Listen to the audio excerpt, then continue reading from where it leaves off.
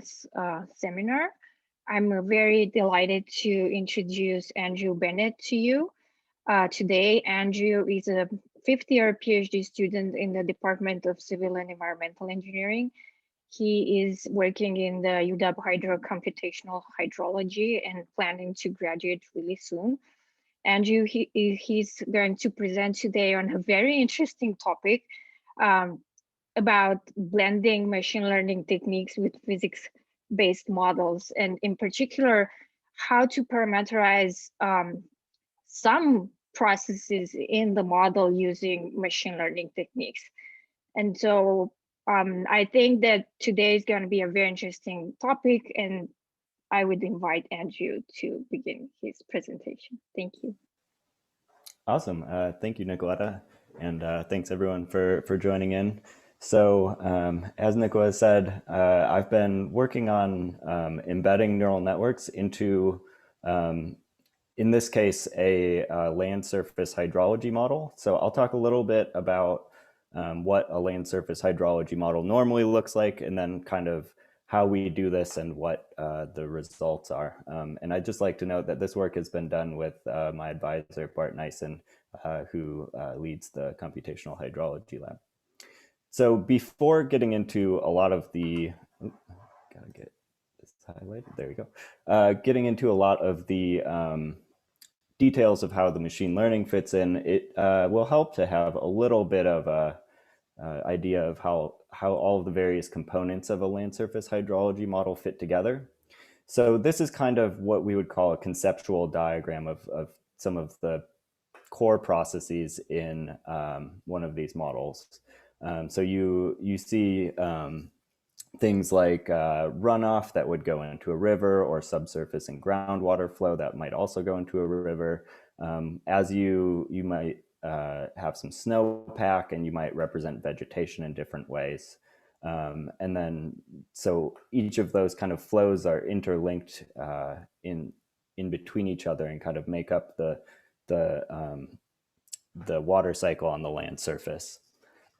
So what I'm specifically going to be talking about today is putting neural networks inside of this this type of situation, and specifically going to represent two of the processes.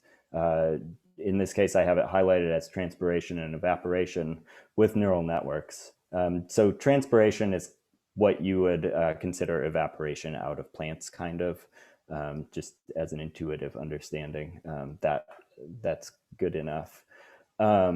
Normally, these types of various processes would be represented with things like differential equations. So this is a bit of a change in how we represent them. And I'll talk about why we want to do that and kind of what this gets us. So in terms of like reframing the question a little bit, I showed that we were going to use this for transpiration and evaporation, which are fluxes of water. I'm actually going to reframe it in terms of energy, and the kind of flip side to evaporation is known as a latent heat flux. So it's the amount of energy that you need to actually evaporate the water. And then there's also another component to this that is the sensible heat flux. And this is the amount of energy it takes to change temperature. So, so these two components are basically the biggest components of how the land surface and the atmosphere interact with each other in terms of energy. And so by taking this this view as energy rather than mass, kind of lets us make use of some nice data sets. So so like I said, we're going to be focusing on just these two middle terms for the neural networks, and the rest of this will kind of be balanced with those differential equations that are kind of more of the traditional type of modeling. So at this point, you might ask, why do we want to model this? So these components are a really big component of the terrestrial water cycle. over sort of the bulk of the land surface, more water actually evaporates than runs off through rivers. So it's really big a part of the overall water cycle on Earth, and it's going to be useful to understand it better, especially when dealing like things like climate change. And then there's sort of a flip side to this where we actually already know that statistical models can outperform the process-based, which are like the differential equations, versions of models for these turbulent heat fluxes. And so we definitely know that there's some opportunities to try to improve model performances.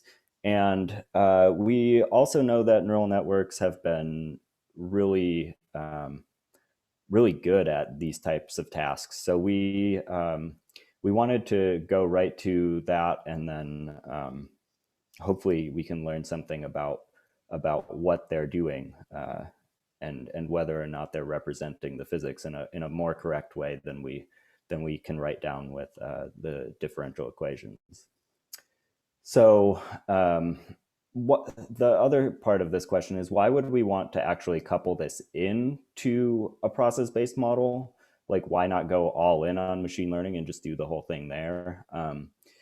So these process-based models are actually really useful. You can take them and you can write these differential equations, and then kind of they transfer between sites generally more easily than machine learning, at least if you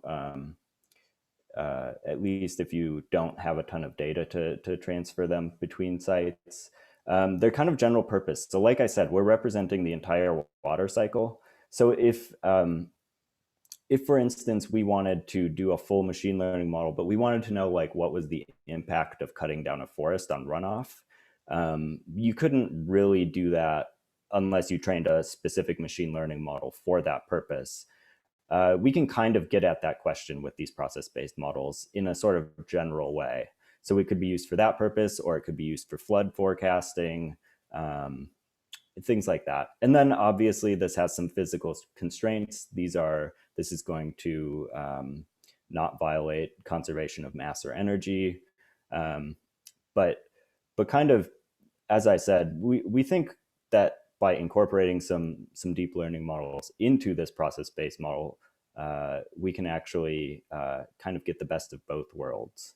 And so this is a fairly new technique for hydrology, but some other earth science fields have been looking at these types of things for a bit longer. And so we took pretty heavy inspiration from work in atmospheric science and oceanography.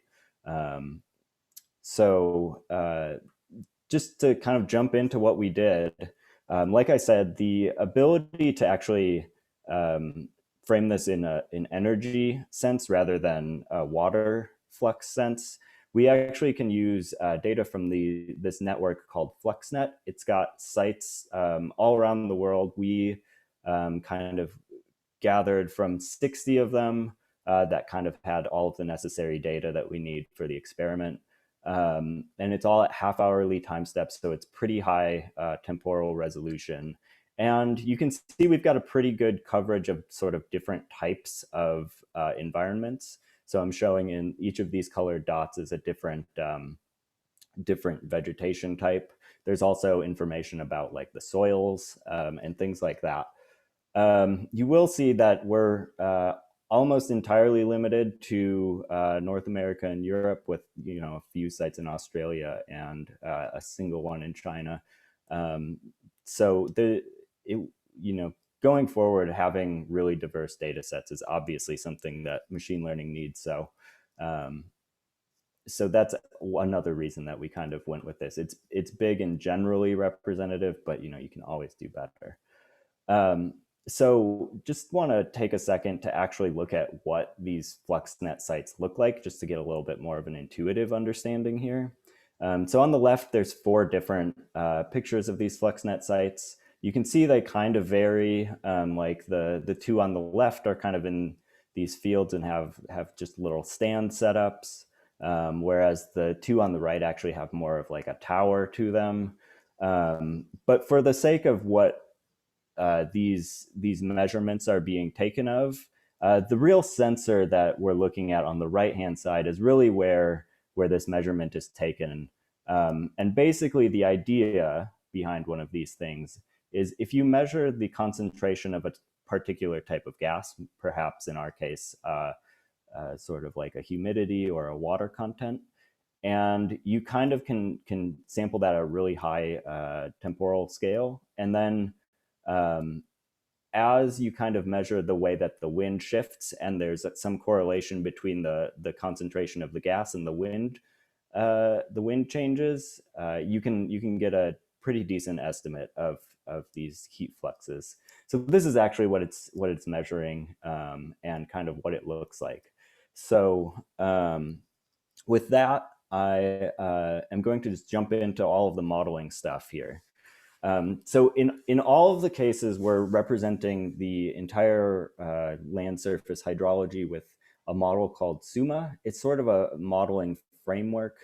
It basically, so this diagram on the right basically has all of these different processes, like the canopy evaporation. So that would be if you have like water on the tree after a rainfall event, there's a particular way to say how much should evaporate. And then you have that for kind of all of these different components of the water cycle. And those kind of are partitioned on these inner circles into different domains. So you see there's a part for the canopy and the vegetation, there's a part for snow, there's a part for soil, and then that's all separated from a numerical solver. So it's got kind of this hierarchical nature, and can represent all of these different processes kind of neatly packaged up. And essentially, it's just a big set of coupled differential equations, at least in this configuration. So when I say we use this, in the case of what we're going to use as a benchmark or a standalone, it's just kind of off-the-shelf SUMA. We took it and we calibrated it at each site to get good performance. So kind of what does that look like? Because you can't a priori know everything about a site, it's often the case where you have to do calibration to get good predictions out of it. And this is because of these uncertainties. So things like how dense is the soil, or how much water can the like trees and stuff hold. So when you calibrate, it's not unlike fitting a linear regression or training a neural network. It's probably closer to the latter. So in this figure on the right, I show sort of the calibration over multiple model runs with different parameters. And you can see kind of each of these lines is a single site. So you can see, you get this kind of curve that looks much like ones that you would see when training a neural network or something like that, where you start out with big ranges of error, and then as you get over to the end, you kind of converge. So for this experiment, this standalone method, what we actually did was we calibrate it at each individual site. So we have those 60 sites. We take a small portion of the data from that site, and we kind of optimize it for that particular site. So we end up with like kind of 60 different model configurations of SA. So it's kind of the best case scenario for this standalone model, and that's why we're calling it our benchmark, because we hope to be able to beat it. So then going forward, we also used SUMA to represent all of those like snow and soil processes, but we used neural network for those turbulent heat fluxes. And so we made two different models here. We have neural network one way and neural network two way, which I'll refer to as NN1W and NN2W. And we trained these in Python using the Keras package. It's it's the most convenient way to do this. It was really straightforward. But then the problem comes when you have to kind of couple it into Summa, because Summa is written in Fortran. There's not really a lot of machine learning packages for Fortran. So what happened was Ott et al. Came up with this awesome package called Fortran Keras Bridge that actually lets you translate models trained in Keras and actually directly like load them in Fortran natively. So that's what we're going to do here. So basically, we train it in Python. We use their conversions, and then we can load it into Fortran and run it in real time. So like every time step of the model, we're actually running these neural networks. So just a little bit more specifically, NN1W is sort of the easiest configuration of a neural network here. So it takes in what we're calling forcing data, which is meteorological data that is observed at these FluxNet sites. It is it's things like temperature, wind speed, precipitation, solar radiation, things like that. And then it also takes in parameters, which will tell you how much water the soil can hold and things like that. So it's the same things that Summa takes in as inputs. And basically what happens is when you run this at each site, you calculate these turbulent heat fluxes through this neural network, and then that's passed to the rest of Summa to do all of the rest of the calculations. So we call this a one-way coupling because the neural network talks to Summa, but Summa does not talk back to the neural network. And so what does this actually look like? Basically, we took that calibrated SA run. We used that to set those model parameters. And then we train NN1W, convert it into the format that Fortran can ingest, embed that directly into the Summa code for these turbulent heat fluxes, and then we recompile and run the whole thing at once. And so in both cases of NN1W and 2W, we're just using a really simple, deep, dense network. There's nothing fancy like convolutions or LSTMs or anything like that. So that is NN1W. And then going forward, we actually wanted to find out if we could actually kind of couple them together more closely. So we came up with NN2W, which takes the same things as NN1W, but it also takes soil states that are derived from Summa and uses those as inputs. So basically, this is this two-way coupling. So meteorological data and parameters goes into the network, or goes into Summa and into the network, but also things like how much water is in the soil, which isn't always observed at a FluxNet site, or what is the temperature of the soil, or how much vegetation is there, because Summa has a method for simulating sort of the seasonal cycle of vegetation. So that goes in, the turbulent heat fluxes come out, and those are used to calculate evaporation, which updates those soil states. So this is that two-way coupling. And we're hoping that this kind of lets us constrain the neural network to be a little bit more physically realistic. So just to bring it back, so we needed some sort of a baseline to train this on that has those soil states that would go into it. So what we did was we simulated NN1W and took the outputs of that. So the soil states from NN1W are used to kind of get you that first estimate of how NN2W should react to those. So then it's just the exact same procedure as NN1W. We train it, we convert it, embed it, and then can run it forward. So just to kind of summarize here, we've got these three models. Standalone is what a typical land surface hydrology model looks like. We consider a benchmark because it's kind of what most hydrologists would do. And then we've got these two neural networks. And I didn't mention that these are all trained out of sample. So we came up with 5 model configurations for each of them. They're each trained on 48 of the sites, 48 out of the 60, and then we apply it to 12 of them. So we do this 5 times to get, each of the evaluations will be done on data that it's never seen. So this is kind of closer to how a traditional neural network sort of experiment would go. So we wanted to keep it in line with that rather than using data at the site to train them. So with that, I'll get to some of these results here. So just straight away, both of these neural networks outperformed standalone for both latent and sensible heat.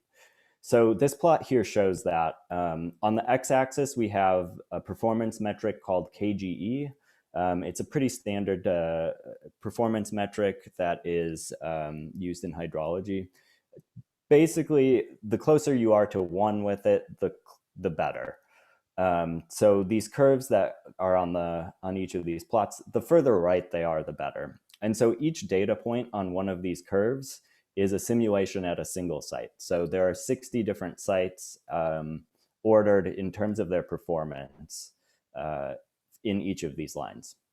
So for the latent heat, we see that both NN1W and NN2W fall further to the right and therefore are better at simulating these latent heat fluxes.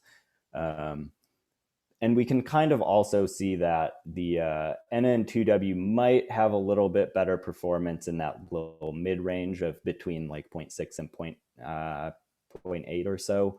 It tends to be better than NN1W. But for sensible heat, they but still both outperform SA, but are pretty comparable in terms of performances. So this is like these performance boosts are actually quite large and kind of shows how kind of taking a different approach can get us further. So this is all evaluation at that 30-minute time scale. But you might want to look at this in terms of long-term performance as well. So we aggregated this to a bunch of different timescales. So, and these, I've collapsed that sort of curve that you were seeing before into box plots, and then done the same analysis for 5 different timescales. So on the furthest left of these box plots is the same thing that we saw on the previous slide, just converted to this sort of view. And then going forward, there's 3 hourly, daily, weekly, and monthly. So you aggregate these fluxes and then you do the analysis again. So for latent heat, we see the sensible and latent heat, or the NN1W and NN2W both perform better as long as you have less than daily timescales. As soon as you get to daily timescales, NN1W kind of drops down to the performance of SA, but NN2W maintains a higher performance than the other two. So we'll dig into that a little bit in a few slides. But we also see for sensible heat this performance boost for both NN1W and NN2W kind of stays consistently higher than SA. So there's kind of something different going on between the two different types of heat flux. But in either case, we see these performance boosts kind of tend to persist. So when we were looking at these sub-daily timescales, we kind of started to ask questions about like why this might occur. And so we kind of hypothesized that this was due to a better representation of the diurnal cycle. So this plot on the right kind of shows a conceptual diagram of how the latent heat reacts to shortwave radiation, which is like solar radiation. So in the sort of nighttime, you would have no shortwave radiation coming at you because the sun isn't up. And then as you kind of go into your morning, the shortwave radiation would increase, but the latent heat wouldn't increase all that quickly until somewhere around the peak of the shortwave radiation, where it would jump up really quickly. And then the latent heat would kind of persist in being higher into the evening than it was in the morning. And so this is called like a phase lag. And so if you kind of plot this for every single one, you might have ones that are kind of loose like this, or there are ones that can be tighter. So this kind of coupling or this kind of representation kind of tells you how sensitive latent heat is to shortwave radiation. And so this is going to vary between sites based on like vegetation characteristics and things like that. So we wanted to kind of quantify this, and basically we kind of did that, and we looked at how much the average time lag was between them. And what we found for these three model configurations is, again, both NN1W and 2W were able to more closely match these observations. So we did this for each of the sites, and then took the made a box plot out of all of those 60 different analyses. And so what you see is for latent heat, the shortwave or the SA is leading the observations, and NN1W and 2W kind of match that loop much better. And then for sensible heat, we kind of see the same thing. SA was quite a bit better in this case, but still NN1W and 2W are a little bit more constrained and tend to be a little bit closer in the mean, and have less variance around it. So this kind of explains why the subdaily time scale was performing better for these neural networks. So it kind of gets at that this is these neural networks are actually learning a bit more about the physics than the physics based formulation was. And we can kind of take that to the longer time scale where we saw that NN2W had better performance kind of across the board. So I'm going to talk about the latent heat flux here, which is basically just the evaporation. So we hypothesized in this case that NN2W was performing better at these longer timescales than SA because it had a better representation of the long-term water balance. And so kind of what that looks like is this beautifully drawn land surface in yellow cube form here kind of represents all of the different fluxes that you would see happening over the long term. So precipitation and inflow come into your subbasin, and then it goes out through outflow or evapotranspiration.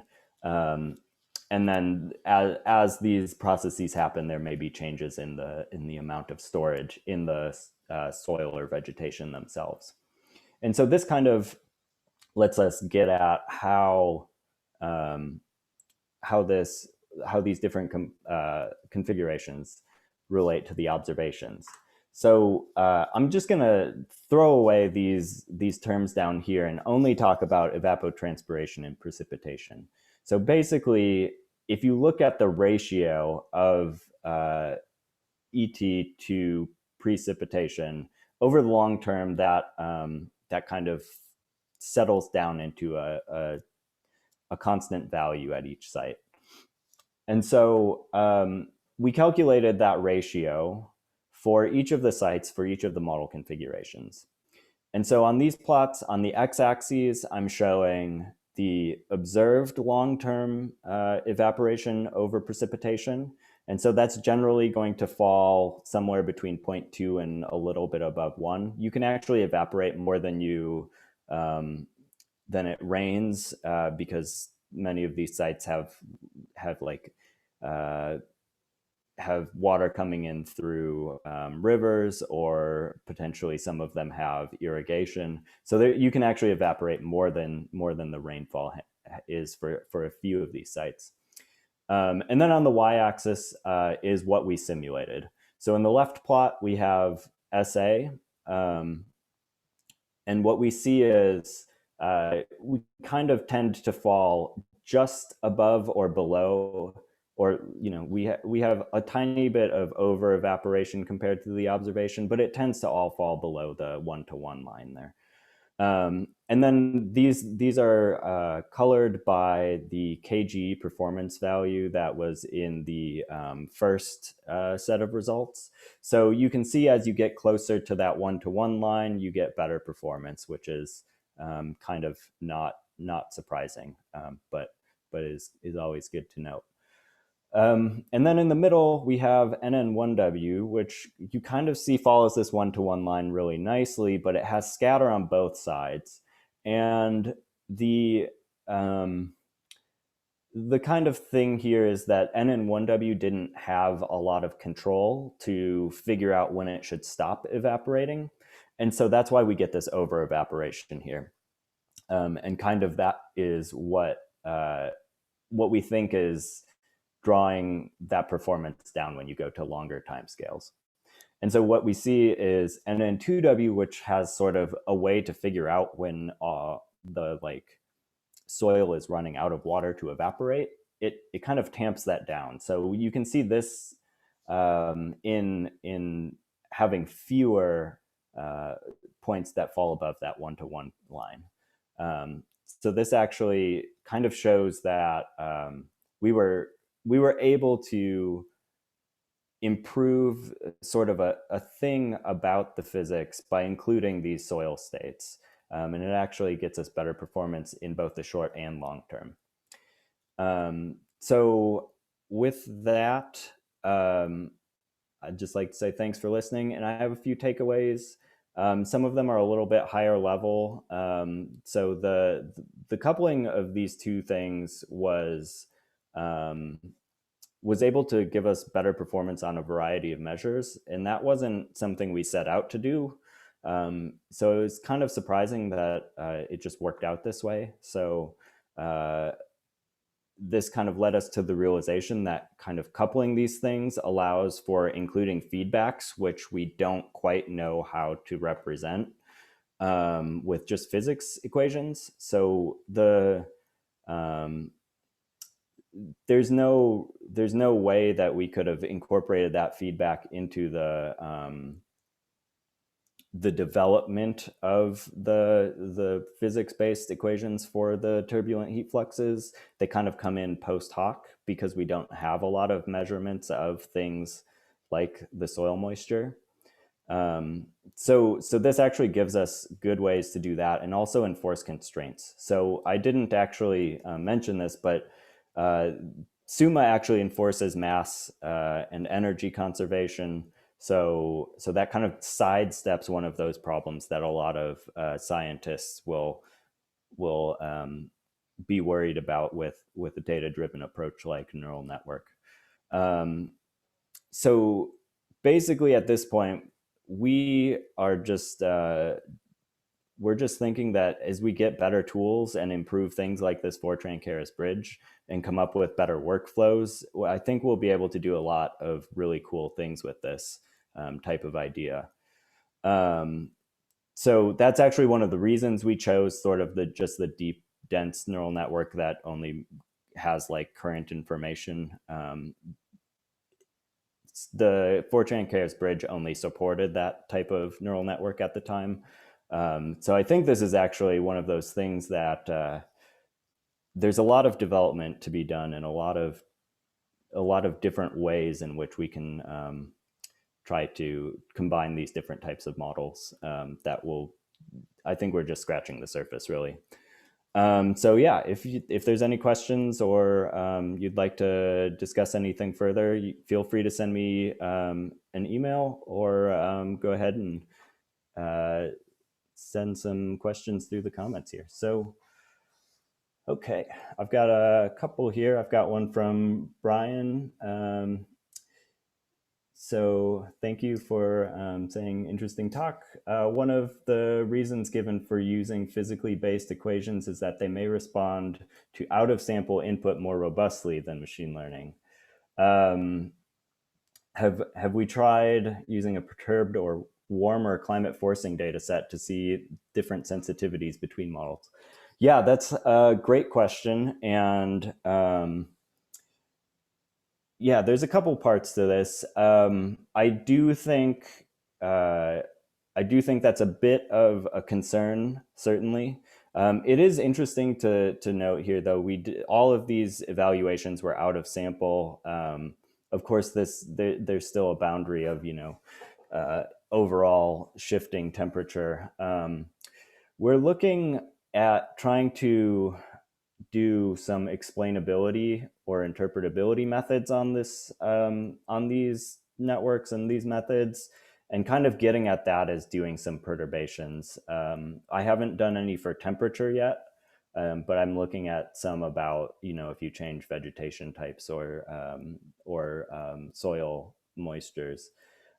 So I definitely think if you go too far out of the comfort zone of the neural network, you do end up with weird extrapolations. But in my experience, you have to go kind of far outside of what you would expect, kind of bordering on unrealistic.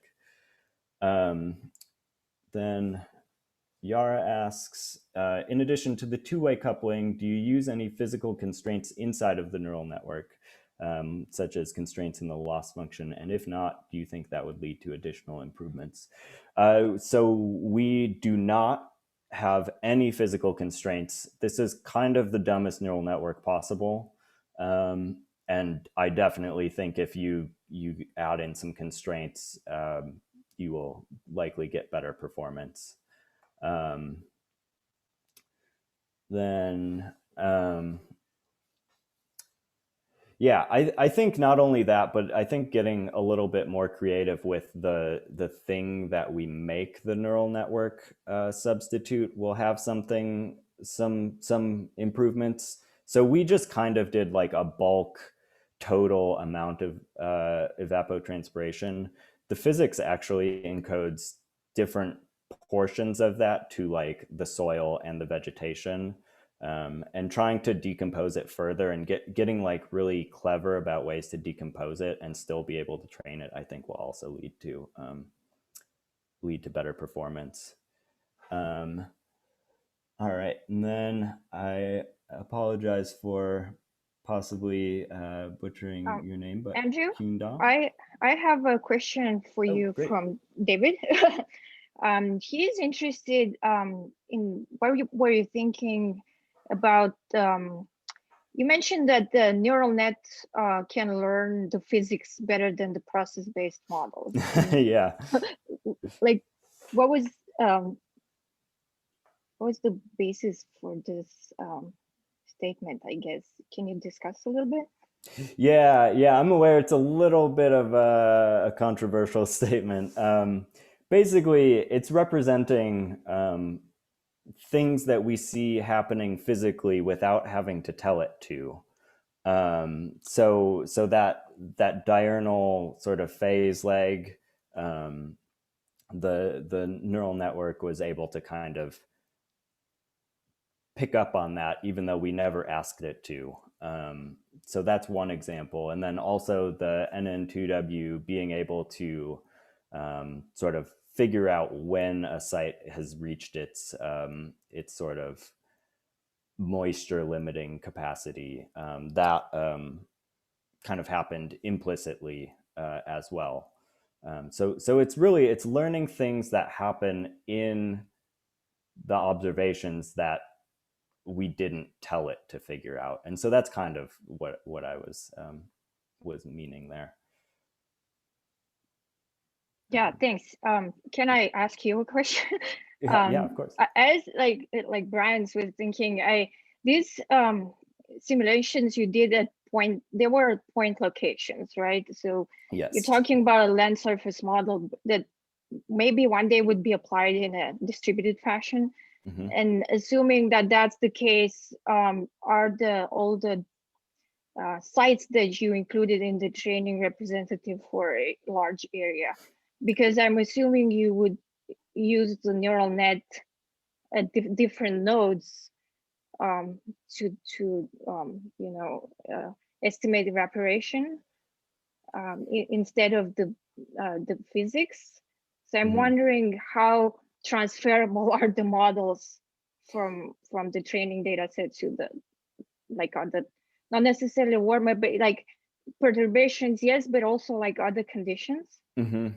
Yeah, I think that's actually kind of the hidden big takeaway here, and this is probably more interesting to the earth scientists in the audience, but this was all done out of sample again. Like, this transferred really well. This transferred better than the in sample calibration. So you might run into issues if you tried to transfer this to like a very extreme environment, but largely I would bet that it will continue to do generally better than the standalone methods. Yeah, it remains to be seen, but I think one of the key takeaways is that we're able to train this once and then apply it everywhere, and yeah, there is a component of having the representative training data set, and that's why I kind of said, like, look, we only have North America and Europe, and so that might not represent everywhere perfectly. But I was also wondering about the snow and sublimation.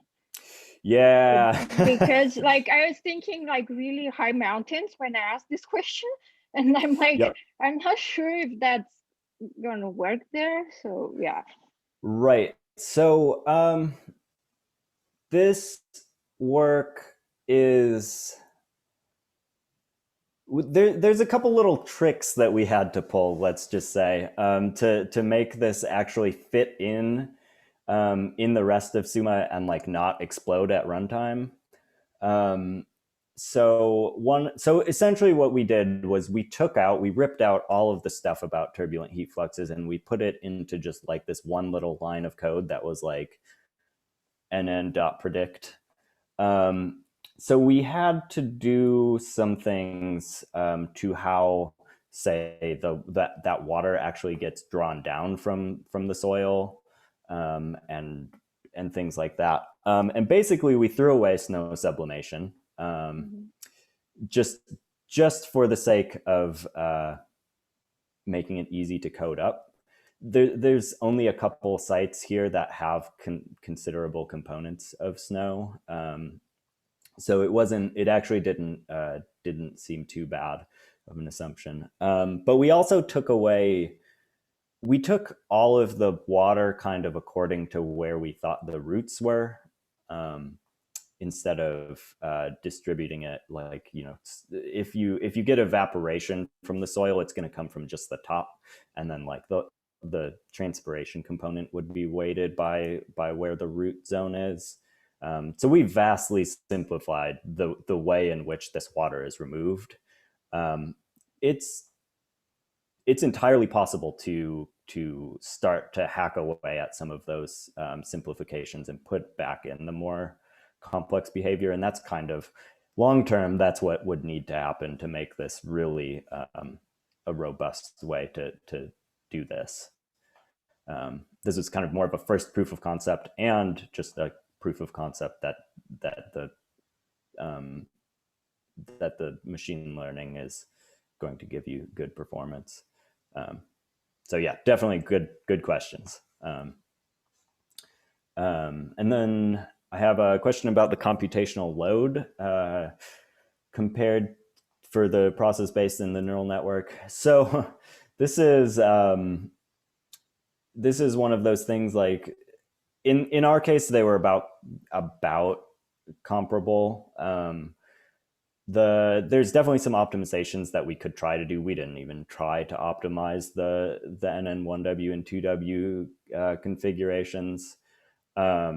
However, I don't think that this type of approach in the land surface hydrology community, like with a point model, is ever going to lead to drastic speed ups, just because we still were doing all the time stepping and all of the iterative solving, and all of that stuff was still happening. I think like some of the stuff that atmospheric sciences is doing with like subgrid processes, instead of running like a really fine scale like turbulence sort of simulation, you can just use this sort of approach to parameterize that, and you can get some speed ups. So I think with if you wanted to do something like that with hydrology, what you would really be talking about would be representing things like spatial heterogeneity across the land surface, and that you might be able to get some decent speed ups. But that's completely outside of where I'm thinking at the moment. So I don't quite have a specific application in mind. So I'm not seeing too many other questions here. Does anyone else have questions?